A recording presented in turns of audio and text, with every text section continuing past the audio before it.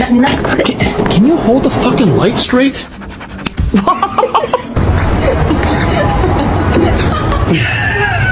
Because I don't want to give it to Brother Cuz because he wants to fight my